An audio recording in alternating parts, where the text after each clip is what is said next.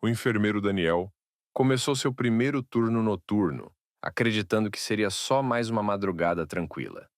Mas antes mesmo de assumir o plantão, recebeu uma instrução firme da direção. Uma regra que não permitia discussão. A ala 3 era a área restrita. E aconteça o que acontecer, alarmes, monitores disparando, qualquer sinal de emergência, ele jamais deveria entrar. A orientação era simples: ouvir um som estranho, acionar o ramal interno e continuar seu trabalho como se nada tivesse acontecido. Daniel estranhou o tom, mas aceitou. Os dias foram passando, e mesmo sem jamais entrar na ala 3, ele percebia algo diferente sempre que se aproximava da porta metálica. O ar ali parecia mais frio. As luzes trepidavam com mais frequência naquele trecho do corredor.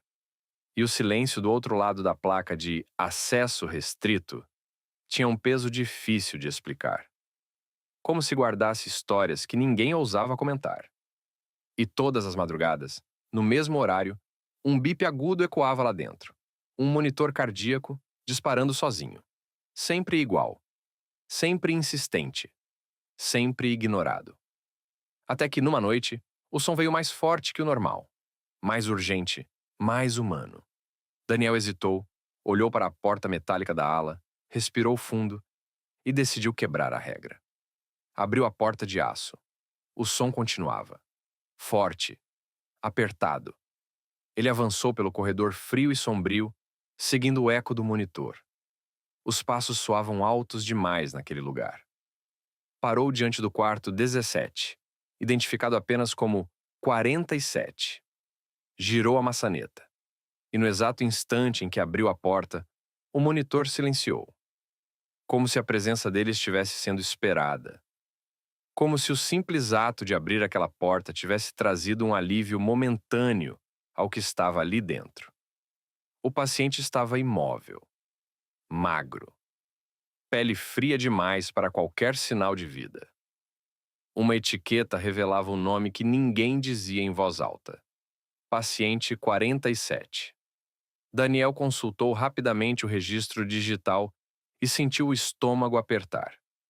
O prontuário marcava morte encefálica. Mas por que ele ainda estava conectado a aparelhos se o óbito já havia sido confirmado? Aquela pergunta não saiu da cabeça de Daniel. Nas noites seguintes, ele começou a investigar sem chamar atenção. Procurou arquivos antigos, gavetas que ninguém abria, caixas de papelão esquecidas em salas que já não eram usadas. E quando já estava quase desistindo, encontrou um prontuário envelhecido, com páginas amareladas pelo tempo. Ali estava a verdade que não constava no sistema. O paciente 47 teve o óbito confirmado. Morte cerebral. Sem chance de recuperação. Mesmo assim, uma anotação escrita à mão determinava que ele deveria continuar recebendo suporte por causa de reações pós-morte incomuns. Daniel sentiu o peso daquilo. Aquelas reações não eram falhas técnicas, não eram coincidências. E só conseguia pensar em uma coisa. Seria um pedido de ajuda? Procurou então o médico responsável, já aposentado. O doutor tentou minimizá-lo, tentou afastar o assunto, até que Daniel mostrou o prontuário original. O médico empalideceu. Ele confirmou que o paciente tinha, sim, morrido. Morte encefálica, comprovada. Mas, por algum motivo que ninguém conseguia explicar, o monitor reagia. E por causa disso, e apesar de ele não concordar, o hospital decidiu mantê-lo ali, conectado, para estudos que nunca foram oficialmente registrados. Daniel ouviu cada palavra em silêncio e tirou apenas uma conclusão. Aquilo não estava certo. Quando Daniel voltou ao plantão após sua folga estendida, decidido a denunciar, percebeu algo diferente. A ala 3 estava silenciosa. Assustadoramente silenciosa. O monitor que disparava todas as madrugadas estava mudo pela primeira vez. Ele abriu a porta de aço da ala, percorreu o corredor e foi direto ao quarto 17. A cama estava vazia. sem lençol marcado, sem tubos, sem prontuário, sem vestígios. Tudo havia sido removido, apagado. Como se o paciente 47 nunca tivesse existido. A ala, porém, continuava funcionando. Os outros quartos permaneciam fechados, sombrios, carregados de um silêncio incômodo. Nada havia mudado para o hospital. Somente para Daniel. Uma semana depois, foi chamado pela direção e demitido por quebra de protocolo.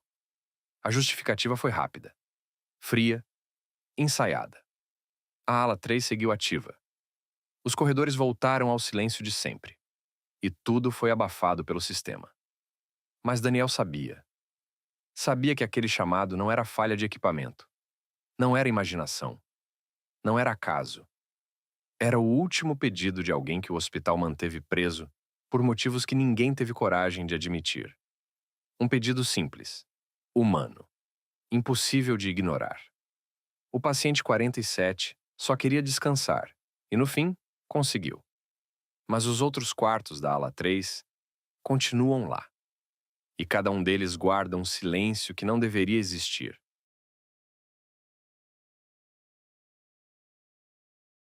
O enfermeiro Rafael trabalhava no hospital havia anos, mas nunca tinha dado muita atenção à ala 3. Sabia que era uma área restrita, com protocolos próprios e pacientes classificados como delicados, como a direção preferia dizer. E como quase todo mundo ali dentro, havia aprendido a não fazer perguntas. Isso começou a mudar depois da demissão do colega de plantão, Daniel. Rafael tinha amizade com ele. Sabia que Daniel não era de quebrar regra por impulso. Era responsável, cuidadoso. E mesmo assim, a justificativa oficial foi quebra de protocolo na ala 3. Dias depois, num café fora do hospital, Daniel contou sua versão. Falou do paciente 47, do monitor que disparava sozinho, do prontuário antigo encontrado escondido, do médico aposentado e, principalmente, da sensação de que alguém morto pedia, de alguma forma, para ir embora. Rafael ouviu tudo com atenção. Não sabia se acreditava em cada detalhe, mas algo ficou preso. Uma frase em especial. Na ala 3, nada é atualizado. Mas ninguém dá alta também. Algumas semanas depois, em um plantão tranquilo, Rafael foi enviado ao arquivo morto para buscar prontuários antigos. Era um procedimento simples. Descer, pegar a pasta solicitada, assinar, voltar. Mas, ao entrar na sala abafada, com cheiro de papel velho, reparou numa caixa empoeirada no canto, com uma etiqueta quase apagada. Ala 3. Pediátricos. Ele não deveria mexer ali. Não fazia parte da solicitação. Mas a conversa com Daniel voltou imediatamente à memória. E antes de pensar duas vezes, já estava puxando a caixa para cima da mesa. As pastas eram antigas, algumas com clipes enferrujados e folhas amareladas. Muitas marcavam óbito ou transferência. Até que uma chamou sua atenção. Capa azul clara, adesivo de nuvem colado de lado, como se alguém tivesse tentado suavizar a realidade. Nome: Luísa Andrade de Souza. Data de nascimento: 1996. Data de internação: 2004. Idade à época: 8 anos. Rafael folheou devagar. Havia anotações médicas, exames, pareceres psicológicos. E algo que fez o coração apertar. No campo Situação Atual, a última atualização dizia apenas em observação, ala 3. Sem alta. Sem transferência. Sem óbito registrado. Era como se aquela internação tivesse sido congelada no tempo. Por curiosidade, ele foi até um computador na enfermaria, abriu o sistema e digitou o nome da menina. O resultado apareceu na hora. Paciente ativa. Localização: ala 3. Status: em observação. Rafael sentiu um arrepio. Se seguisse as datas ao pé da letra, aquela criança de 8 anos deveria ter hoje quase 30. Mesmo assim, continuava listada como paciente infantil em observação. Voltando à pasta física, encontrou um desenho preso com clipe. A casinha, o sol, figuras de mãos dadas e um número torto sobre a porta do desenho. 3. No fim do plantão, ele comentou de leve com uma técnica antiga, Dona Marta, que trabalhava no hospital desde antes da ala 3 existir como setor isolado. Dona Marta, a senhora lembra de uma paciente criança chamada Luísa, internada lá por 2004? Ela ficou em silêncio por alguns segundos. Depois disse, sem olhar para ele: Tem coisa que é melhor deixar quieta, Rafael. A gente trabalha, cumpre horário e vai para casa. Curiosidade, nesse hospital, não faz bem para ninguém. E virou as costas. Aquilo, claro, teve o efeito contrário. Rafael passou a observar a ala 3 com outros olhos. Reparava nos médicos que saíam tarde, nas conversas cortadas no meio, nos prontuários que nunca apareciam na escala. Tinha sempre a sensação de que alguma coisa era mantida ali, longe demais da luz. Numa madrugada especialmente silenciosa, decidiu que precisava ver com os próprios olhos. Digitou o código de acesso, passou o crachá e ouviu o clique metálico da porta destravando. Lá dentro, o ar era mais denso. Os passos ecoavam de um jeito diferente. As luzes pareciam mais fracas. Ele percorreu o corredor até encontrar o quarto indicado no sistema. Quarto 9. A maçaneta se moveu com facilidade. Rafael entrou devagar. O quarto era pequeno. A cama infantil imediatamente chamava a atenção. Ao lado, um monitor emitia sinais estáveis. Na prateleira, brinquedos antigos. Um ursinho gasto, um carrinho quebrado, um livrinho de capa desbotada. Na parede, desenhos infantis colados com fita, já amarelados. Ele se aproximou dos papéis. E entre todos eles, um desenho chamou mais atenção. Um corredor comprido, com portas iguais, e uma frase escrita em letras grandes e tremidas. Ala 3, onde o tempo não passa. O coração de Rafael acelerou. Ele olhou então para a cama. Havia alguém deitado, coberto até o peito. O rosto era delicado, pequeno, infantil. Os cabelos finos, presos de maneira simples. O corpo não parecia ter mais que 8 anos. Rafael conferiu o monitor. O nome no visor era claro. Luísa Andrade de Souza. A mesma do prontuário de 2004. Por um momento ele ficou completamente imóvel. Nada ali fazia sentido. A menina não parecia envelhecida, debilitada, marcada pelo tempo. Parecia igual, como se tivesse sido tirada de uma fotografia antiga. Um som no corredor o fez apagar a luz do quarto rapidamente. A porta se abriu em silêncio. Uma médica entrou, sem surpresa ao vê-lo ali. Rafael, o que você está fazendo nesse quarto? Perguntou em tom firme. Ele tentou dar uma justificativa qualquer. Ela não discutiu. Apenas ajustou o soro, checou os parâmetros no monitor e falou baixo. Esse caso é sensível. Se eu fosse você, não me envolveria. Tem muita coisa por trás. Ele respirou fundo. Desde quando ela está assim? A médica hesitou por um segundo antes de responder.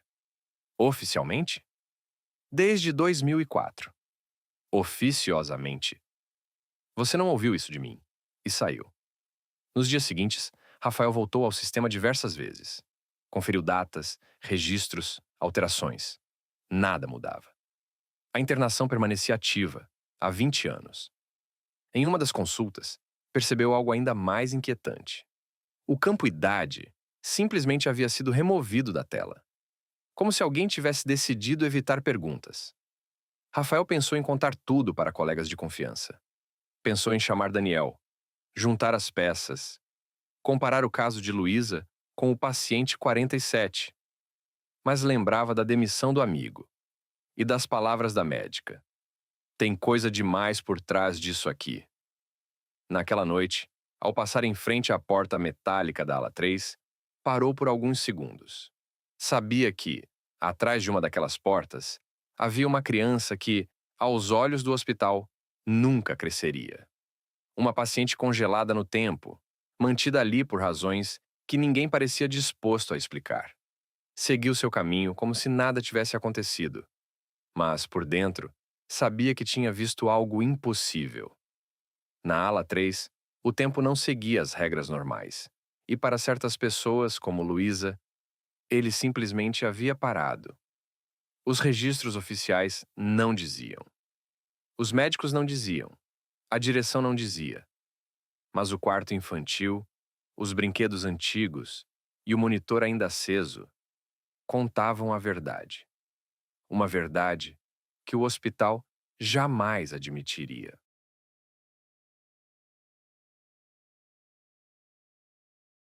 Depois do caso de Luísa, Rafael tentou seguir a vida. Mas a ala 3 nunca saiu da cabeça dele. O hospital continuava igual. Mesma direção. Mesmos supervisores. Alguns enfermeiros antigos, que sempre tiveram acesso à ala, agora ocupavam cargos de chefia, como se estivessem sendo recompensados por manter silêncio sobre tudo o que acontecia ali dentro. Nada sugeria renovação. Pelo contrário, parecia que a ala 3 estava ainda mais protegida, mais isolada, mais intocável. Rafael evitava aquele corredor, mas toda madrugada acabava passando por ali. E sempre sentia a mesma coisa. O ar ficava mais frio, a luz tremia, e o silêncio parecia pesar no peito. Ele tentava ignorar, mas a sensação era clara. Algo continuava errado na ala 3. Tudo começou a mudar quando Rafael notou um comportamento estranho no sistema interno do hospital. Com frequência, quase sempre no mesmo horário da madrugada, o prontuário do quarto 12 recebia atualizações, observações curtas, sem assinatura, comentários sem sentido clínico, horários incompatíveis com a escala dos médicos. E o nome listado era sempre o mesmo: Paciente 301. Estado: estável. Observação contínua. Mas nenhuma informação concreta explicava por que aquele paciente estava ali. Não havia exames recentes. Não havia evolução. Não havia nada que justificasse sua permanência. Parecia que o paciente existia apenas no sistema, como se alguém estivesse mantendo a ficha ativa por convenção, e não por necessidade. A inquietação volta a crescer, como aconteceu no caso de Luísa. E numa madrugada silenciosa, Rafael tomou coragem. Digitou o código. Abriu a porta pesada da ala 3 e entrou no corredor frio que parecia engolir qualquer som. Caminhou até o quarto 12. A maçaneta estava torta, como se tivesse sido mal fechada. Rafael abriu devagar e encontrou um homem de cerca de 50 anos deitado na cama, imóvel, pálido, com a pele fria demais para qualquer sinal de vida. O corpo não respirava, não reagia, não demonstrava nenhuma atividade. Mas o monitor ao lado dele marcava sinais estáveis, como se aquele corpo estivesse vivo e, ao mesmo tempo, não estivesse. Rafael tocou o braço do paciente. Era duro, gélido, sem qualquer circulação. Do lado da cama havia uma única pasta, com uma folha amarelada e uma anotação curta, escrita à mão: manter, não desligar, não mover. Sem data, sem assinatura, sem explicação. Nos dias seguintes, Rafael voltou ao quarto, sempre no mesmo horário, e sempre viu a mesma cena. O corpo imóvel, o monitor estável, o ambiente parado no tempo. Nada mudava. Fora do quarto, Rafael tentou entender consultando o sistema. E o padrão era ainda mais estranho.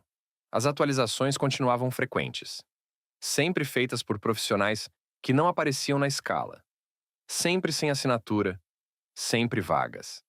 Era como se alguém ou um grupo estivesse mantendo aquele paciente invisível dentro do hospital.